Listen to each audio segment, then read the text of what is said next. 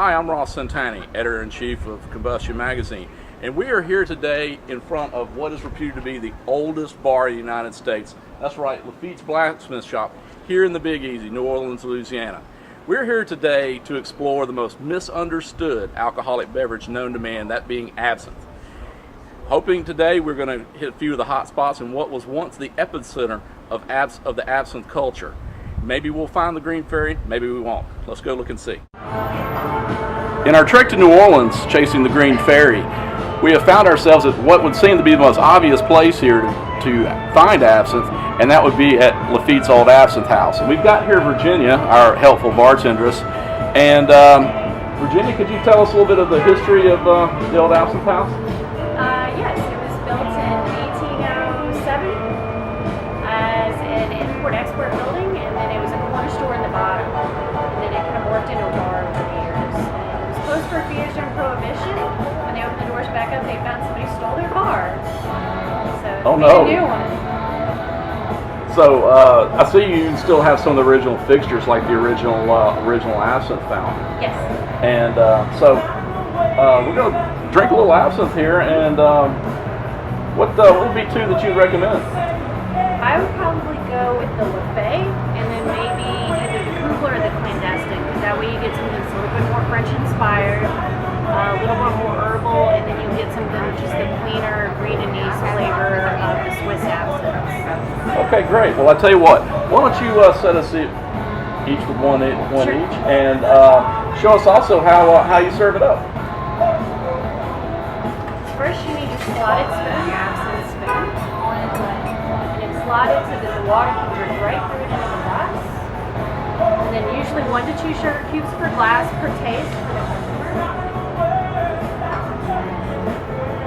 So now we have Lafay. It's a nice traditional French absinthe. And then Coupler is going to be much more Swiss. It's just straight anise. It's going to be a white absinthe versus this one's green. And then you drip over the sugar cube. The old school absinthe glasses would have it measured out for you, so they have a bubble at the bottom, and then they would have a line at the top where you stop adding the water.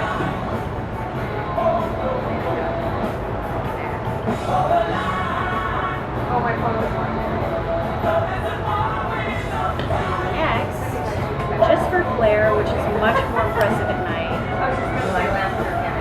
it doesn't really serve any purpose other than help the sugar break down faster. Yeah, I know it's kind of a controversy.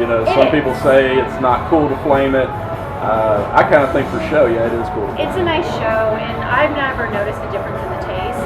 I've had it not flamed, and I've flamed it, and to me, there's no difference. I agree. I've done it both ways. It does make a nice show for company. Especially at night, because you get that really nice bright blue flame, and then it kind of draws all the drunk people from the street, like, word. And then generally you want to drip the water real slow, because that's also part of show. You want to activate the herbs just right, and then you can see the luge come out from the bottom. And then of course the luge is it's French for shadow, and it's the activation of all the herbs and the absinthe that actually brings out the flavor. I do know people that drink this straight, but why would you? It'd be like ordering a 100-year-old scotch and just shoot it out. I know some Russians that got some really good absinthe and tried to do it in shots, and then they heat it up in the microwave too. Oh no! It's like sin. It didn't. Yeah, I thought it was simple, and it apparently didn't end out well. A lot of people don't know you're supposed to add this sugar and water. I had somebody over in my apartment. I have a nice bottle of Bourbon Street, and he just poured it in a glass and tried to drink it and just fell down. Like, oh god, it doesn't taste right. So generally you want 2 to 5 parts water. The minimum is when it looshes. But generally the water is to taste. And I find the Swiss ones loosh better. They get really milky. Cool. Yeah, there's something about watching absinthe get made. I never get tired of it.